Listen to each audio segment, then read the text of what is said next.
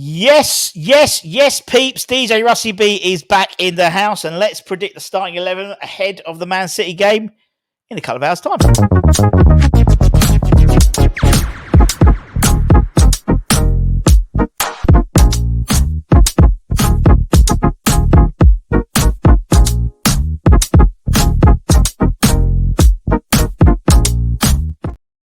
Yes, everybody, Russ the West Ham Network. Hope you're all safe and well. You see me. I'm back. I'm back from a little holiday.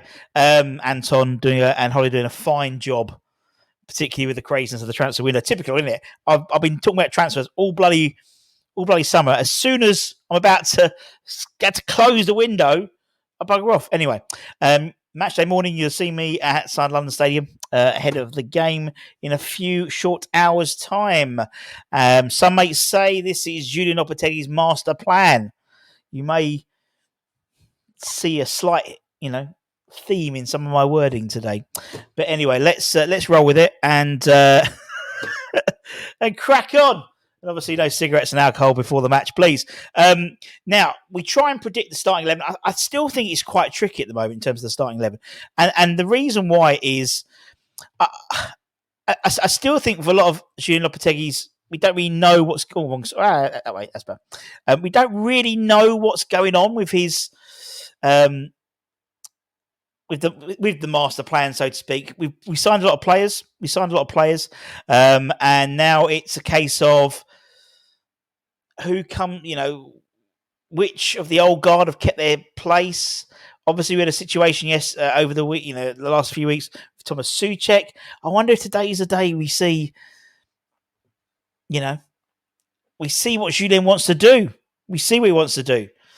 Areola's in goal. Simple, isn't it? Areola is the Premier League goalkeeper. Fabianski did a great job, I thought, against Bournemouth. Kept a clean sheet. We kept a clean sheet at the weekend last week, so it's 2 clean sheets in a row.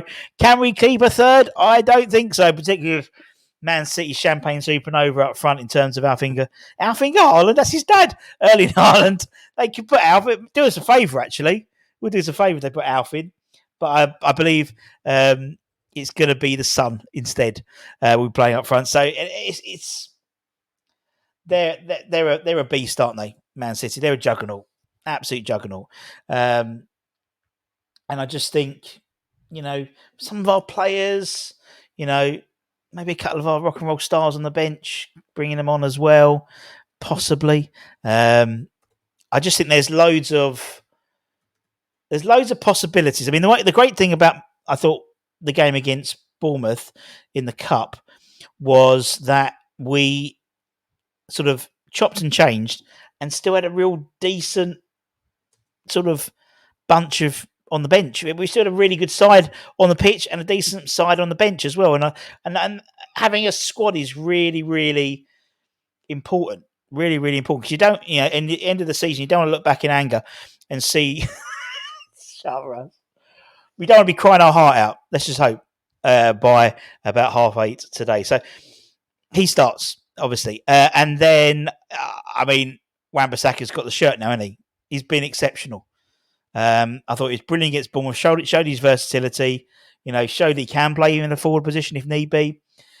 Defensively, he's very, very strong. Particularly playing in an unusual position in terms of the left side, having to come in quite late of the day from Harry Cresswell. Obviously, he made his cameo, his debut against obviously Crystal Palace and set up the goal. Just his full momentum. And you go, hey, don't go away. Just stand by me and carry on going. And so I'm hoping that we see a lot more from him. I'm really, really excited about what he could do, if you know what I mean. Next up, I think Todibo starts. He got 30 minutes. Now, this could be a Mavropanos. He could put in Mavropanos. He decided to make a change at half time, didn't he? And brought on Mav for Todibo. Jean-Claire seems very confident on the ball. A couple of times, tried to do a few spins. A couple of loose passes, maybe. And I think you're going to sort of expect that really little by little. He's going to improve little by little as he goes through and as he gets more sort of minutes in the Premier League. But I think he comes in. I think we see 3/4 of a completely new back line because, Mats Kilman's obviously in. If anything, he's the one who is been our sort of wonder brick wall, so to speak. He's been brilliant. I think every game he's played, I think it's fair to say that he's probably had a man of the match performance. And long may that continue as well. Long may that continue. And then Emerson completes that back four. What I like about that back four, there's a lot of pace there. There's a lot of dynamism. And I really, really like it. Really like it. You know, and I hopefully, you know, with someone like Emerson, just go let it out. Just, you know, off he goes, you know, because I just think you've got so much creativity on both sides now. I mean, we saw Aaron Wan-Bissaka set up that first goal against Crystal Palace, and I just want a lot more of that as well. And he did, to be honest, he did more in that sort of 15 minutes cameo than Soufo did the whole 75 beforehand, to be honest. Midfield, I think Alvarez comes in. He had his sort of little cameo, little warm-up, you know, little sort of little half, you know, got his feet under the table. As Julien said, he needs, you know, he needs minutes. He's been out for a long time. If he doesn't start, I think Souček would come in and he'd play alongside Rodriguez. But I think they'll double pivot on Saturday or today, later on today. I think they'll double pivot. Because I just think what Man City possess from an attacking sense, I think if you have an Alvarez Rodriguez sort of holding two, it allows sort of the attacking prowess to really sort of have no worries about having what's behind them, because I mean you've got Aaron Wan-Bissaka who's a rock, you've got Kilman who's a rock, you've got Rodriguez who'd sit, Alvarez can drop in and almost play like a back three, which is what they were sort of doing really, and he did that last year, to be honest. No difference there. And then obviously Captain Bowen, you know, our rock and roll star, you know, wherever he's electric, isn't he?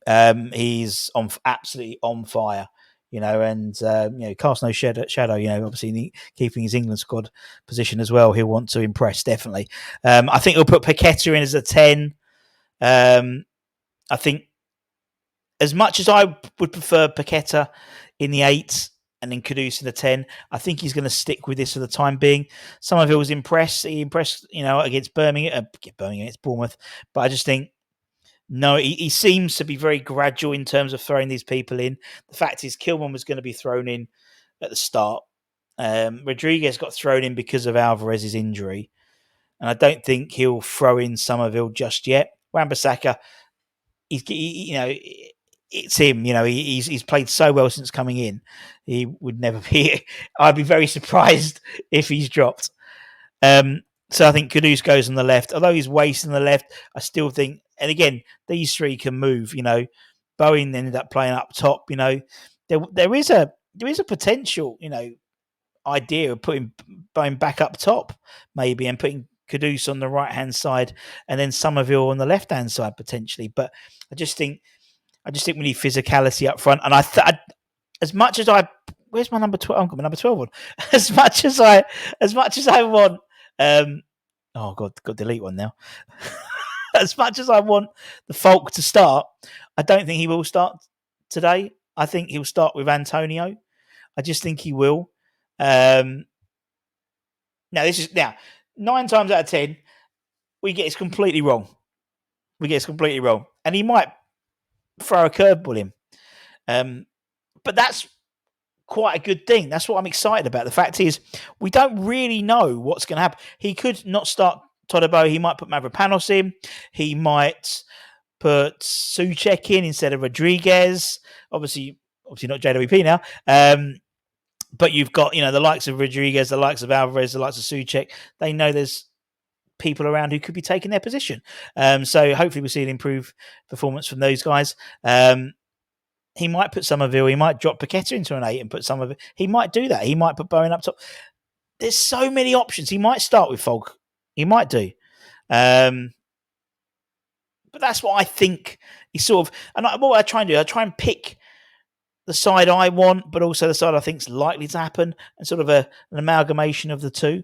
But let me know what you think in the comments below. As I said, we'll be back with all the fun of the fair when it comes to West Ham, and it comes. Oh, got a bit high up. Half the world away there. all the lineup, all the watch alongs, and I'll try and jump on at the end with Anton. If you are going to the game and you see me, come and say hello. Come and say hello, particularly when I'm walking around with my camera and my microphone. Otherwise, it's very can be quite lonely. But you might win at one of these. You might win one of these if you walk around and I've got some in my bag and you come and have a chat. I might ask you a question, maybe. And if you get it right, you get one of them. Thanks to our lovely friends at Alloy Collectors. Check them out. We've got a 1965 shirt. Is just been released. So check that out. Absolute beaut.